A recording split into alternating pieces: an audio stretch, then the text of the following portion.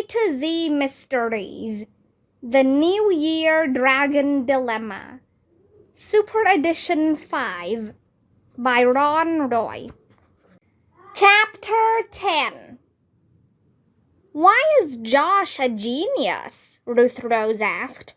Because he made me remember something about that guy in the aquarium, Dink said.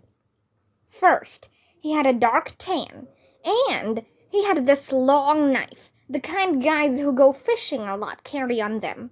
And when I saw him last, he was walking toward the docks at Fisherman's Wharf. I don't get it, Josh said. There are boats tied up to the docks, Dink said, and a picture of a sailboat was the screensaver on his laptop. Guys, I think this guy keeps a boat at Fisherman's Wharf. So if we go back there, we might be able to find his boat, Ruth Rose said. Then we could find him. Dink nodded. After we find him, we'll tell the police and maybe they'll question him. At least they'll have another suspect. They heard a knock on Ruth Rose's door. Enough chatting, you three night owls, Dink's father said. Boys, get to bed, please. Okay, Dad, Dink called. Then he whispered to Josh and Ruth Rose, Tomorrow we find Mr. Laptop. The next morning, Dink's father made oatmeal with raisins for himself and the kids. I have meetings most of this morning, he told them. I had asked Holden to take you to see the Golden Gate Bridge, but that's out now. Any plans? We're going to try to prove Holden isn't the crook, Dink said. Then he noticed the look on his father's face, a look he knew. Don't worry, Dad, we won't do anything dangerous. And I won't be dragged back to the police station? Mr. Duncan asked. Dink shook his head. Promise. But to himself, Dink said, I hope not. Oh, speaking of that, I had an early phone call from Officer Feist, Dink's father said. No luck finding the ruby. They searched all 100 people who were walking the dragon. Do they know which one I saw running toward the swan float? Dink asked. That could be the crook. The police told me they'd love to talk to that person, Dink's father said. But not one of the dragon carriers admitted to it. He or she cleverly kept the mask on. And Holden and Lily still in jail? Dink asked. Holden is, Mr. Duncan said. Lily is underage, so the Chen's attorney convinced the police to let her go home. She can't leave her parents' house for any reason until the crime has been solved. Bummer, Josh said. Dink's father looked at his watch. Then he took a fast sip of coffee and stood up. Will you kids take care of these dishes? He asked. I have to jump on a cable car in 10 minutes.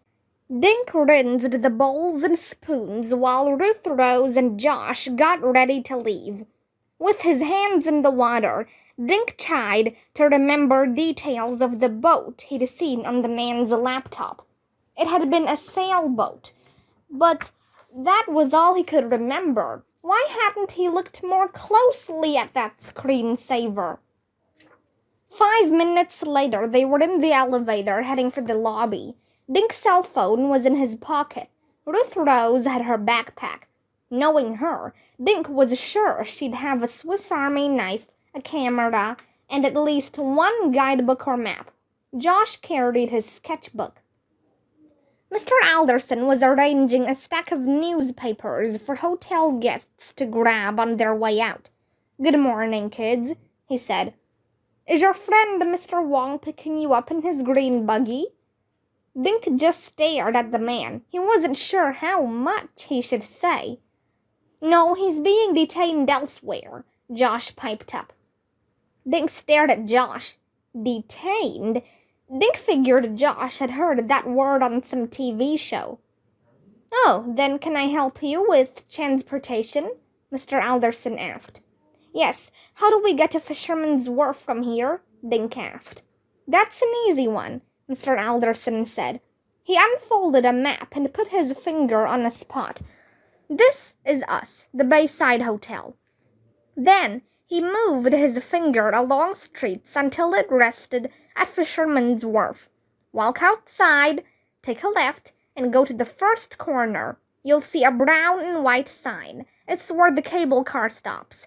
It will take you right to the wharf. It's about a 20-minute ride. Thanks a lot, Dink said. The kids headed for the door.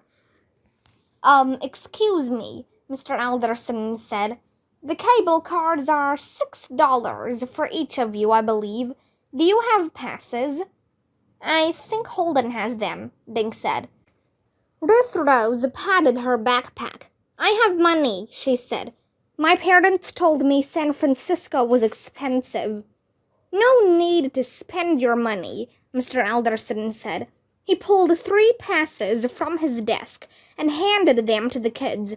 These let you use any cable car or bus in the city. Have fun. We will, Dink said. They thanked him again, then hurried through the exit. While they waited for the cable car, Ruth Rhodes checked her map. Look, here's Pier 39, she said. That's right next to the Sea Lions. Dude, how do we find this guy's boat? Josh asked Dink. I have no clue, dude, Dink said as a cable car slowed at their stop.